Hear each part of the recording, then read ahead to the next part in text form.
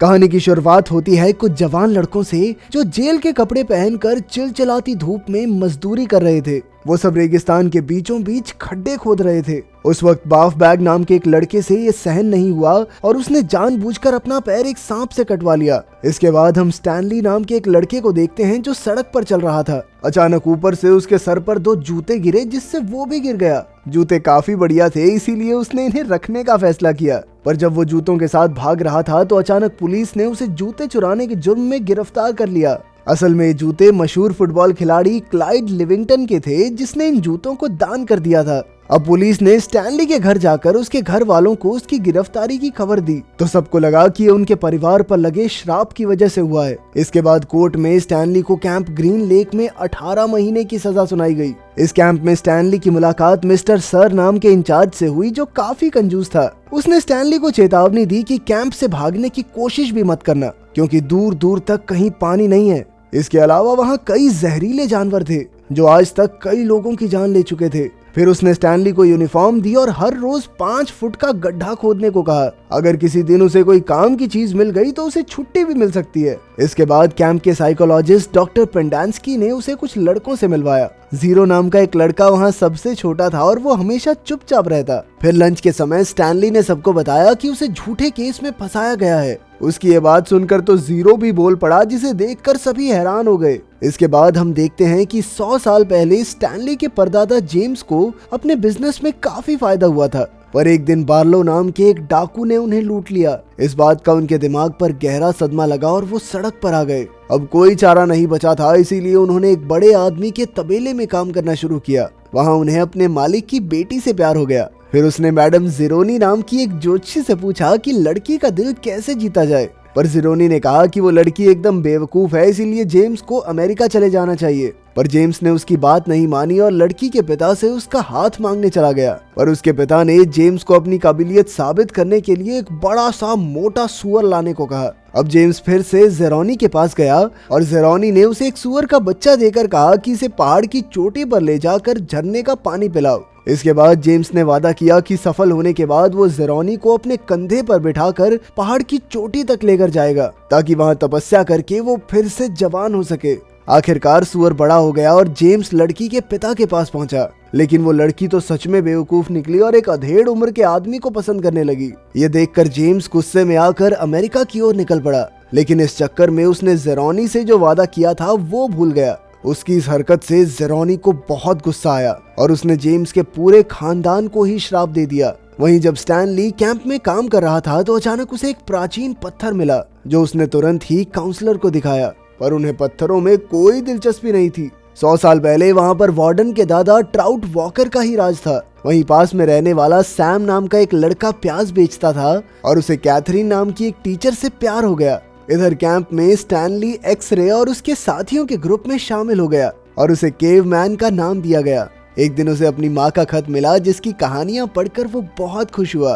तभी जीरो ने उससे पूछा कि वो क्या पढ़ रहा है, क्योंकि जीरो को पढ़ना लिखना नहीं आता था। जीरो चाहता था कि स्टैनली उसे भी पढ़ना लिखना सिखाए, मगर स्टैनली ने इनकार कर दिया क्योंकि वो दिन भर के काम से बहुत थक जाता था। फिर एक दिन खुदाई करते हुए स्टैनली को एक चीज मिली जिस पर के भी लिखा हुआ था, पर अचानक एक्सरे ने ये स्टैनली से छीनकर तुरंत काउंसलर को दे दिया ताकि उसे एक दिन की छुट्टी मिल जाए। फिर काउंसलर ने इसके बारे में वार्डन को बताया जो असल में एक औरत थी। इस नई चीज से खुश होकर उसने एक्सरे को एक इनाम दिया और बाकी सबको इस गड्ढे को और खोदने के लिए कहा। इसके बाद हम फिर से 100 साल पीछे जाते हैं जहां सैम मिस कैथरीन से मिलने गया और उसकी टपकती हुई छत की मरम्मत की। धीरे धीरे उन दोनों की दोस्ती प्यार में बदल गई, पर इससे शहर के बाकी मर्द जलने लगे क्योंकि डोरे तो कैथरीन पर वो भी डालते थे।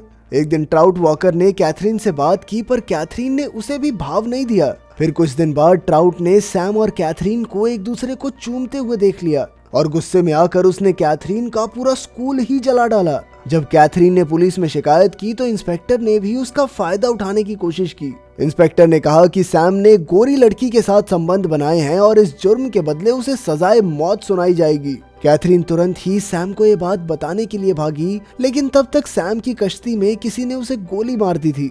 इससे कैथरीन को इतना गहरा सदमा लगा कि उसने सैम की मौत का बदला लेने की ठान ली। जल्द ही उसने इंस्पेक्टर को गोली मारकर उसके चेहरे को चूम लिया। इसके बाद वो कई अमीर ठेकेदारों को लूटने लगी और जाने से पहले उन्हें चूम कर जाती, जिसके बाद वो किसिंग केट बार्लो के नाम से मशहूर हो गई। वहीं सैम की मौत के बाद से उस शहर में कभी बरसात नहीं हुई। वर्तमान समय में एक दिन मिस्टर सर लड़कों के लिए पानी लाए तो मैग्नेट नाम के एक लड़के ने बीजों से भरा हुआ एक बैग चुरा लिया। जब सर को इस चोरी के बारे में पता चला तो उसने सबको सजा देने का फैसला किया। आखिरकार स्टैनली ने ये इल्जाम अपने सर लेकर सबकी जान बचाई। जब स्टैनली को सन की वार्डन के पास ले जाया गया तो उसने स्टैनली को सजा देने की बजाय सर को ही डांट दिया।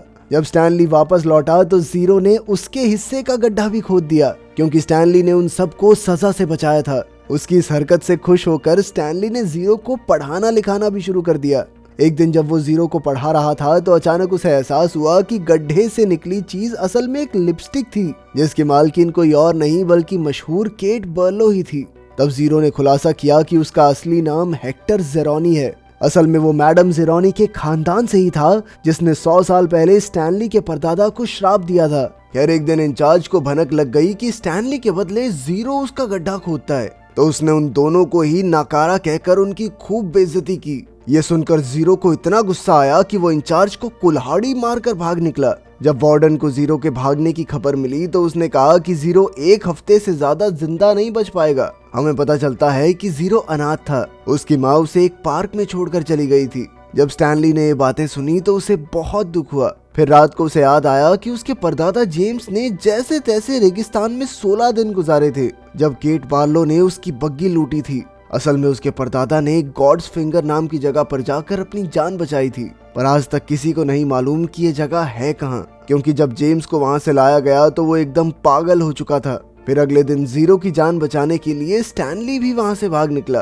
कई घंटे तक रेगिस्तान में भटकने के बाद उसे एक कश्ती के नीचे जीरो मिला। जीरो ने बताया कि उसे कश्ती में अचार के डब्बे मिले, जिस वजह से वो जिंदा रह पाया। ये कश्ती भी कैथरीन के प्रेमी सैम की ही थी। इसके बाद उन दोनों को काफी दूर इंसान के अंगूठे जैसी पहाड़ की चोटी दिखी। जल्द ही स्टैनली को एहसास हुआ कि यही गॉड्स फिंगर पहाड़ी है। अब वो दोनों जैसे तैसे पहाड़ चढ़ने लगे, लेकिन आधे रास्ते में जीरो थककर चूर हो गया, पर स्टैनली ने उसका हाथ नहीं छोड़ा और उसे कंधे पर उठाकर चोटी तक ले गया। इसी तरह उसने अनजाने में मैडम जेरोनी के पड़पोते को चोटी तक पहुंचाकर अपने परदादा का वादा पूरा कर दिया।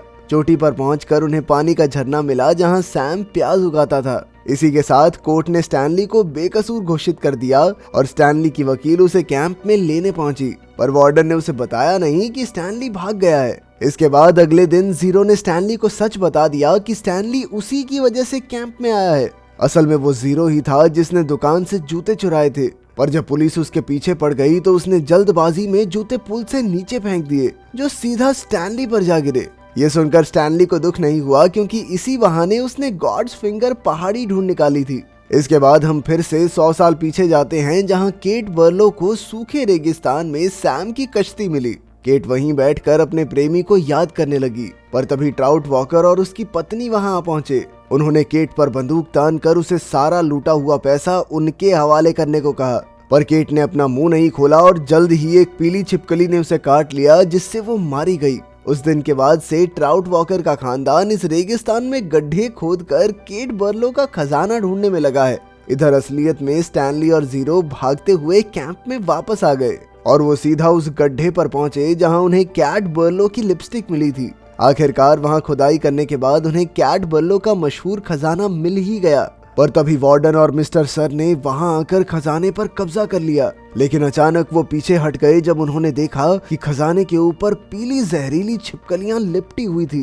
वार्डन अगली सुबह तक छिपकलियों के हटने का इंतजार करती रही ताकि वो खजाना चुरा सके। वो ये देखकर हैरान थी कि छिपकलियों ने स्टैनली और जीरो को काटा नहीं, पर असल में स्टैनली और जीरो ने पहाड़ी के प्याज खाए थे, जिस वजह से छिपकलियों ने उन्हें कुछ नहीं कहा। कुछ ही देर में स्टैनली की वकील पुलिस को लेकर वहां पहुंची, पर तब वार्डन ने दोनों लड़कों पर उसका खजाना चुराने का इल्जाम लगा दिया। अचानक जीरो ने देखा कि ट्रंक पर तो जेम्स येलनेट का नाम लिखा था, जिससे वार्डन का झूठ पकड़ा गया। आखिरकार स्टैनली को खजाना ले जाने की इजाजत मिल गई और इधर वार्डन और उसकी गैंग को गिरफ्तार कर लिया गया। तभी अचानक 100 साल के बाद उस रेगिस्तान में बरसात हुई। आखिरकार स्टैनली जीरो को अपने घर ले आया और उन दोनों ने खजाना आपस में बांट लिया। इसके बाद जीरो ने एक जासूस के जरिए अपनी माँ को ढूंढ निकाला और तब ये खुलासा होता है कि उसकी माँ उसे छोड़कर नहीं गई थी, वो तो आज तक अपने बेटे को ढूंढ रही थी। आखिरकार जीरो और स्टैनली ने साथ में घर खरीदा और फिर उन्होंने कैंप के बाकी बच्चों को भी अपने घर बुलाकर खूब मस्ती की। अगर वीडियो पसंद आई तो लाइक कर देना, चैनल को सब्सक्राइब कर देना। मिलते हैं अगली वीडियो में।